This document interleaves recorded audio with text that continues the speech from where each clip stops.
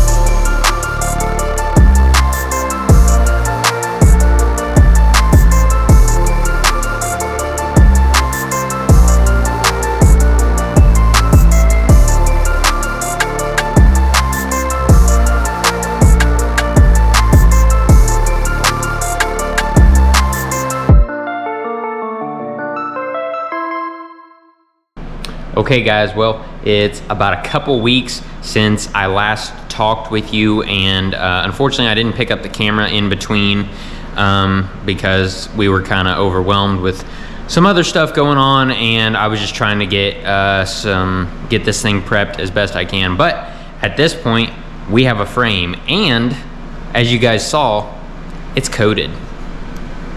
Look at that. We have a freshie. So this is not a brand new frame. This is a used frame. It is off of a 2020 YFZ, and yeah, it's good. It's straight. There's no cracks, nothing like that. So we should be good to slap this thing back together. I want to say a huge thank you to none other than Jacob Brewer with Brewer Off-Road, him and Jesse, for making the trip up here. We actually don't live too far apart, which is pretty nice. he brought me this frame. Big thanks to him. He had an extra one laying around, and so I was able to purchase it from him, and he was able to help me get going again. So big thank you to him.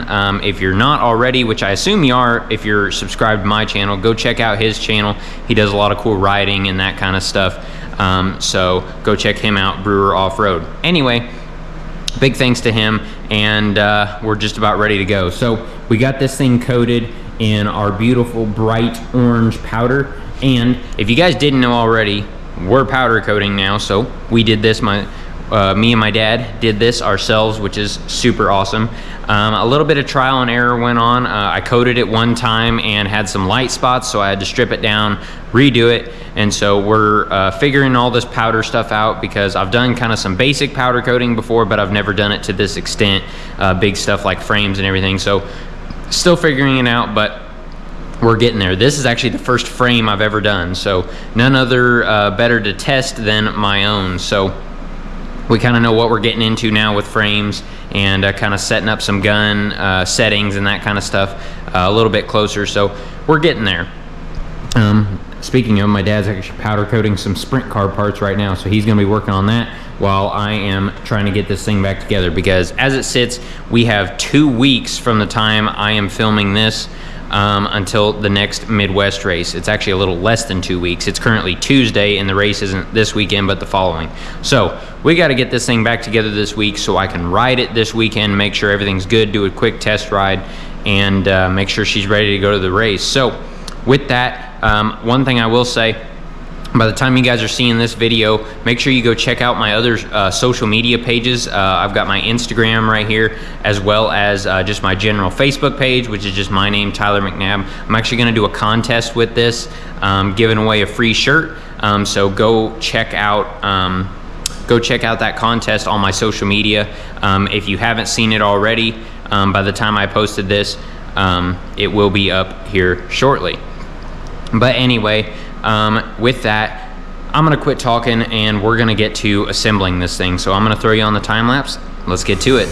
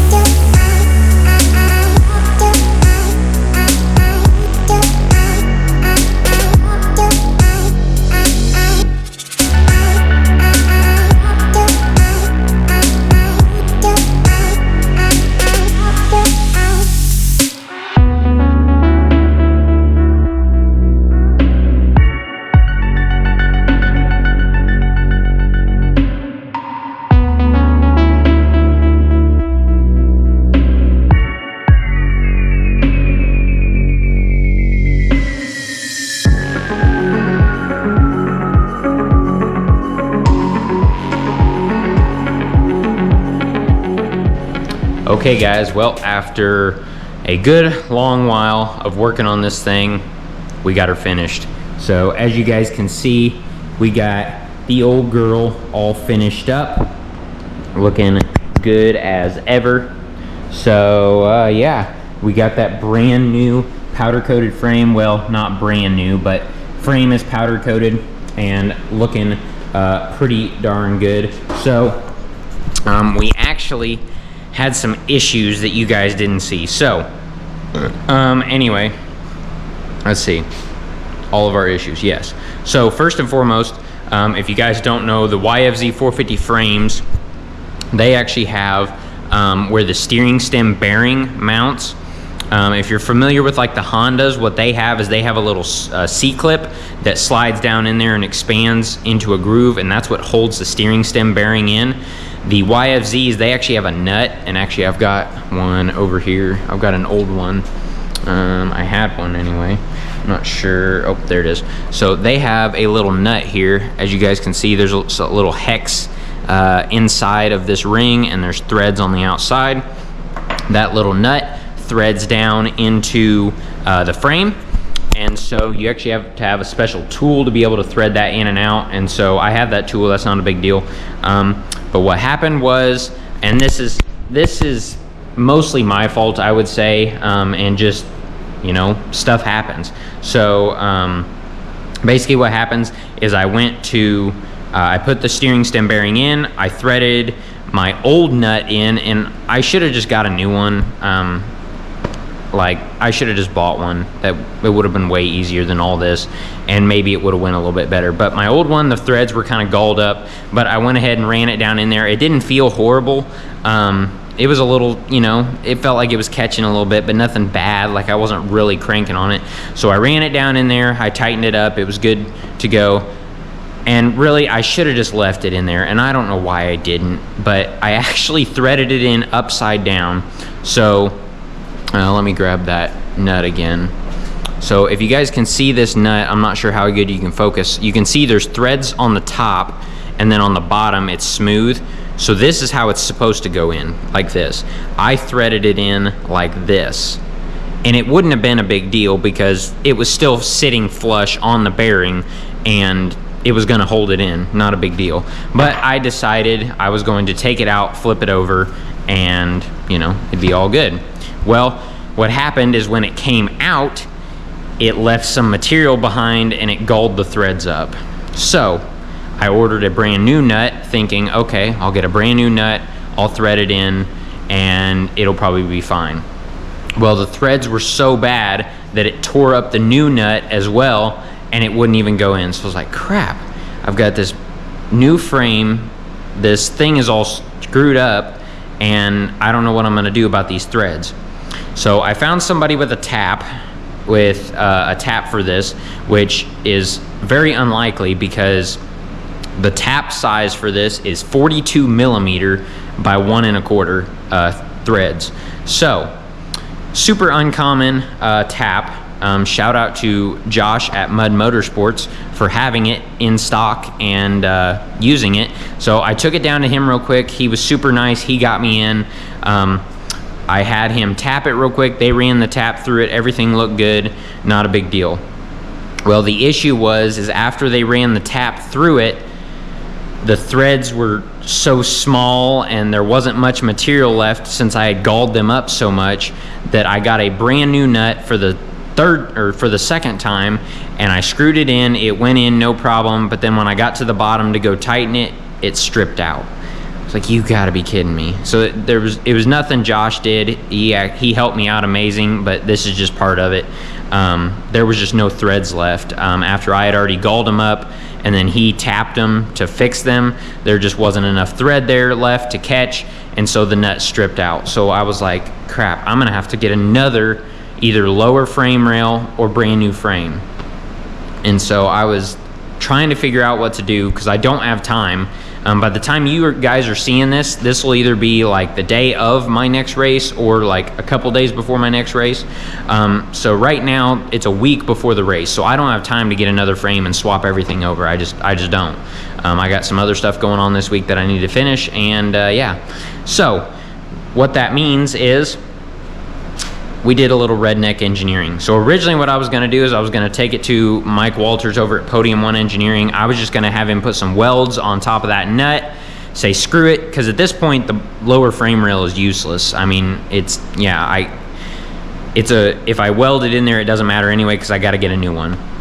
I was gonna weld it in there, and then I decided, well, I'm gonna try something on my own, because he was kind of busy. He was gonna squeeze me in as much as he could, but I wanted to get something done as soon as possible. So I'm gonna see how good you guys can see this.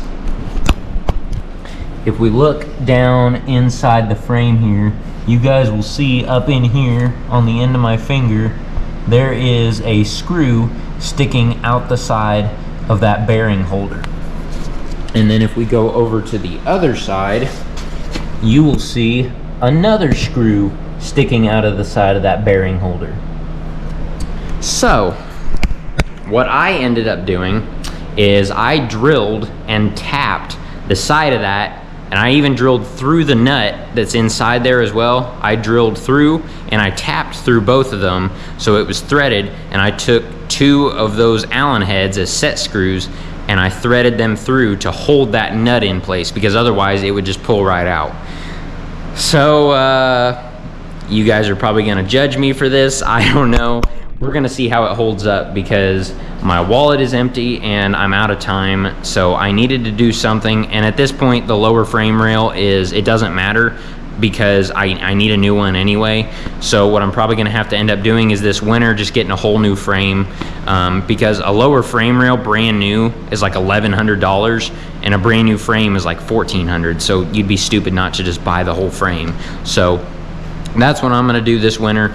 But we've got 5 races left, and well, we have 2 points races left. Points races left, and 3 just kind of fun races that I want to do, Ironman being one of those, of course. But we have 2 points races left that I need this thing to hold out for. So we're gonna see how it holds up. So other than that, quad went back together, everything seemed to work out pretty good other than that. But yeah, with that, something I mentioned earlier in the video as well was I was gonna be doing a contest. So head over to my Instagram if you wanna check that out for your chance to win a free 137 Motorsports t-shirt. So my Instagram's right here on the screen, Tyler_McNabb137. Or if you're friends with me on Facebook, I'm gonna put the contest up on a Facebook post as well. Go check that out if you want a chance to win a free t-shirt. It's going to be guessing how long in hours and minutes it took me to put this thing back together. So go check out the rules and everything over on those if you want your chance to win. I'll probably leave the post up for about a week before the contest ends. So if you're watching this within the first week of when it was posted, you should still be able to go enter. So go check that out if you want your chance to win a free t-shirt. Hopefully you guys enjoyed watching this quick time lapse of me fixing this thing up. But other than that, thank you guys for watching. I really do appreciate it, and I'll see you in the next one.